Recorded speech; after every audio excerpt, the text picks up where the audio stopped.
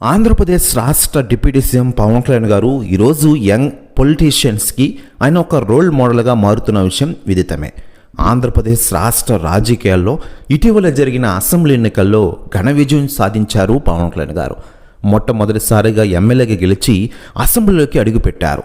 మరోవైపు మంత్రి పదవి స్వీకరించి ఆంధ్రప్రదేశ్ డిప్యూటీ సీఎంగా ప్రజలకు ఏం కావాలో తెలుసుకుని వెంటనే పరిష్కారం తెలుపుతూ ముందుకు సాగుతున్నారు పవన్ కళ్యాణ్ గారు.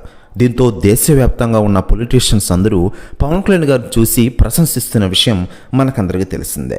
అయితే లేటెస్ట్గా అందుతున్న సమాచారం ప్రకారం పవన్ కళ్యాణ్ గారితో తమిళ హీరో విజయ్ తలపతి భేటీకి సిద్ధం కానున్నారట. ఇటీవలే తమిళనాడులో ఒక గొప్ప పార్టీ, కొత్త పార్టీని స్థాపించారు విజయ్.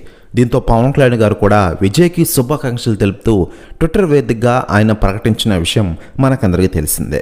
దీంతో పవన్ కళ్యాణ్ గారితో ఆయన త్వరలోనే భేటీ కానున్నారట. తమిళనాడు, ఆంధ్రప్రదేశ్ రాష్ట్రాల మధ్య ఉన్న సంబంధాల గురించి, ప్రస్తుతం రాజకీయాల గురించి ఇరువురు చర్చించనున్నారట.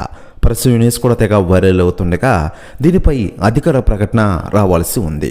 మరోవైపు పవన్ కళ్యాణ్ గారు ప్రస్తుతం రాజకీయాలతో బిజీగా ఉంటూనే మరోవైపు తాను కంప్లీట్ చేసిన 3 సినిమాలను కంప్లీట్ చేసే పనిలా షెడ్యూల్ రూపొందిస్తున్న విషయం మనకందరికీ తెలిసిందే.